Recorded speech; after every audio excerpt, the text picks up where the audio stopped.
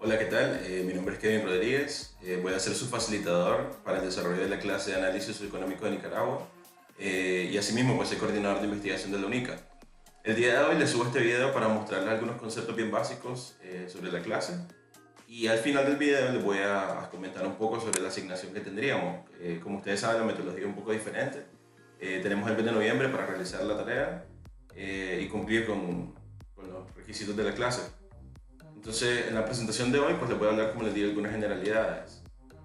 En primer lugar, como ya bien les mencionaba, dentro de la clase vamos a estudiar lo que es la sociología y la economía, brevemente, para entender un poco, caer un poco luego en la situación socioeconómica de Nicaragua. En primer lugar, pues describimos la sociología como la ciencia que estudia el comportamiento humano y la sociedad en todas las escalas. Vamos a ver más adelante que está la escala micro y la escala macro, y que la sociedad puede definirse como un grupo de personas que comparten una cultura y un territorio. En esta parte, además del concepto, obviamente, me pareció pertinente incluir lo que son los paradigmas teóricos. Esto se los dejo acá, como les digo, no es para entrar en detalles, solo para que tengan el material. Y les compartí un video posterior a esta presentación, a este video de esta presentación, donde en un canal de YouTube que se llama Crash Course, que es muy bueno por la información que comparten, explica cuáles son los tres paradigmas teóricos de la sociología, que son estos que pueden ver acá: interaccionismo simbólico, funcionalismo estructural, teoría del conflicto. Básicamente explican, o sea, son fundamentos teóricos de cómo funciona la sociedad y son importantes para entender cualquier situación de desarrollo que pueda existir dentro de una sociedad. Por lo tanto, pues les dejo el video de YouTube para que lo vean. Y esto también lo utilizaríamos en la asignación. Acá les dejo algunos conceptos sobre lo que es la economía, la segunda parte, el segundo concepto que se toma en cuenta. Y les pongo acá que la economía se entiende como la ciencia social que se encarga de estudiar la administración de los recursos escasos. Ahí van a ver más adelante que vamos a hablar de los diferentes actores dentro de la economía, en este caso el gobierno, las empresas y la sociedad como tal. Y vamos a ver también que existen factores de producción: el trabajo, que es la mano de obra, el capital, pero también hay otros factores como el tiempo. Y todos nosotros, tanto consumidores como las empresas, productores, toman decisiones en base a estos factores y el hecho de que son escasos. Básicamente a eso se refiere. Aquí les dejo algunos conceptos, como les digo, no voy a entrar en detalles para que ustedes lo observen, en cómo se clasifica la economía, tienen ambas ramas, micro y macro. Aquí se toma en cuenta un poco los sistemas económicos, que responden a las preguntas de qué se va a producir, cómo se va a producir y quién obtiene lo producido. Dentro de un sistema económico interviene interviene el Estado y también intervienen las empresas. Como ya les mencionaba, todos juegan un rol. Entonces, en este sentido, ustedes tienen que ver un poco cómo dentro de los sistemas económicos el papel tanto de las empresas como del gobierno varía. Las proporciones son diferentes, las acciones son diferentes. Y en este punto es el que quiero que nos concentremos para la asignación. Aquí tienen las tres preguntas clave: ¿qué se va a producir?, ¿cómo se va a producir? Y ¿quién obtiene lo producido? Y aquí tenemos los factores de producción: la tierra, el trabajo, el capital. Los sistemas económicos los podemos clasificar en dos tipos. Están las economías planificadas o dirigidas, que es donde el Estado tiene una mayor intervención en la economía. Y están las economías de libre mercado o competitivas. Aquí les presento algunas de las ideas que involucra cada una de estas posturas. Como todos sabemos, pues existen diferentes nombres, pero las variaciones son muchas respecto al socialismo, capitalismo y cuando estos tipos de sistemas son apropiados. Aquí lo más importante tener en cuenta es que actualmente las economías modernas son mixtas. Difícilmente encontramos países donde exista una u otra de las diferentes posturas, porque existe complementariedad entre el rol que juegan las empresas y el rol que juega el Estado. Por ponerles un ejemplo sencillo, todos conocemos el término de monopolios cuando una empresa domina un mercado, pero existen, por ejemplo, monopolios naturales, como lo es la distribución del agua o la distribución del tendido eléctrico.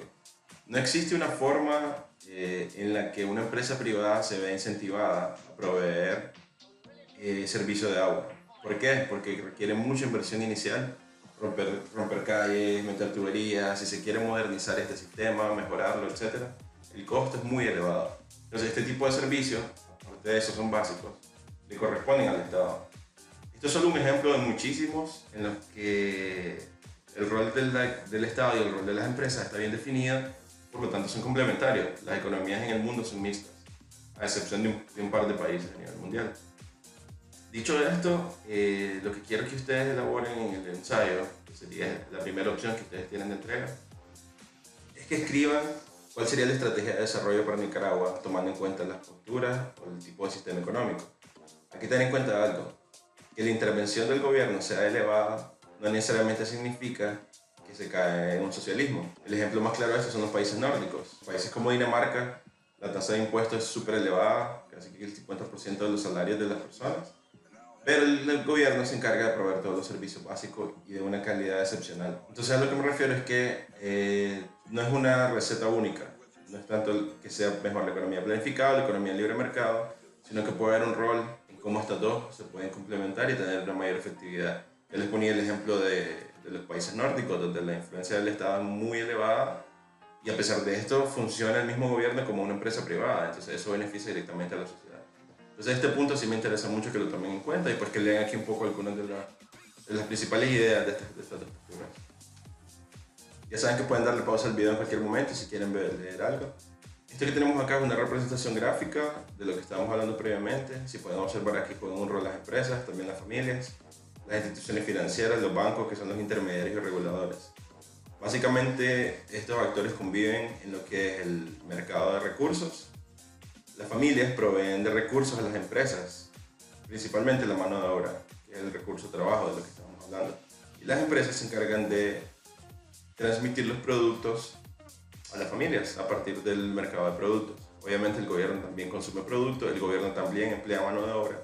Entonces se puede ver cómo están integrados estos tres actores. Y los intermediarios como los bancos, ya saben ustedes el tipo de regulaciones que realizan. Y les dejo algunos conceptos, en este caso las principales variables de la macroeconomía, para que lo vean. Esta parte habla un poco sobre la producción agregada y la renta, los diferentes tipos de PIB. Como ustedes saben, es el indicador para medir el nivel o el tamaño de la economía de un país. Y pues un poco sobre cuáles son los componentes del PIB, que me imagino que en términos generales ya manejan alguna de esta información, pero no nos vamos a enfocar en esos temas para esta asignación por cuestiones de tiempo. Básicamente los componentes del PIB es el consumo total que existe en un país por parte de la familia, ya sea productos y servicios finales. Eso es importante, productos y servicios finales no intermedios.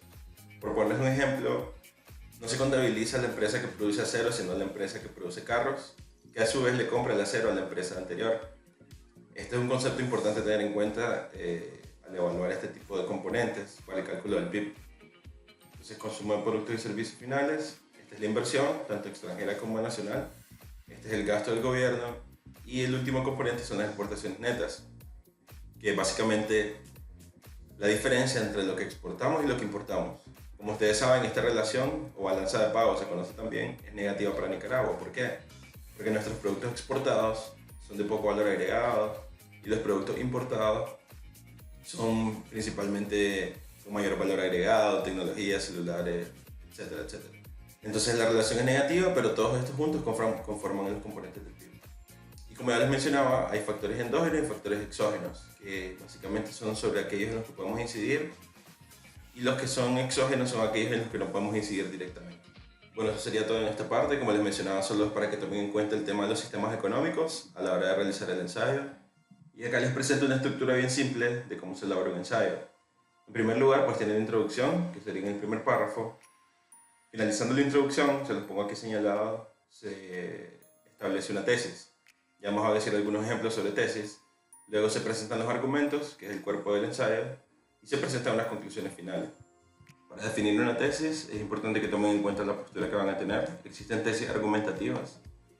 Una tesis podría ser que la desigualdad de género es el principal motor de la desigualdad social y económica del país. Eso podría ser un ejemplo de tesis. Posteriormente en los argumentos ustedes tendrían que demostrar, dando sus opiniones, mostrando datos, información complementaria, por qué esa afirmación, que la desigualdad de género es el principal tipo de desigualdad, por qué es que eso es cierto, cómo ustedes lo están argumentando y qué información complementaria pueden realizar al respecto para argumentarlo. Puede haber una tesis que no sea afirmativa, sino que podemos decir que existen diferentes factores que promueven o propician el desarrollo social y económico.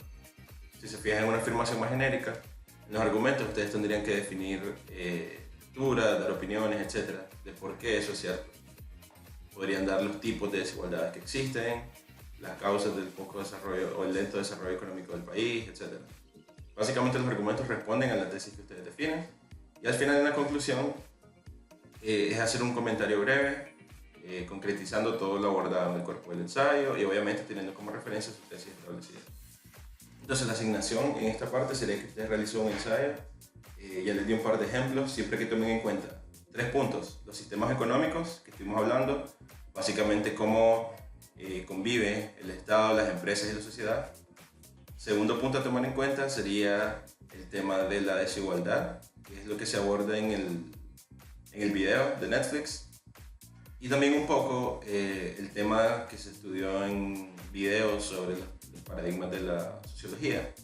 Ahí quiero que tomen en cuenta el comportamiento de la sociedad y cómo esto influye. Básicamente esos serían los 3 ejes en los que ustedes se pueden basar para definir su tesis y realizar el ensayo a partir de eso. Muchas gracias por la atención y ya saben que es la orden para cualquier duda.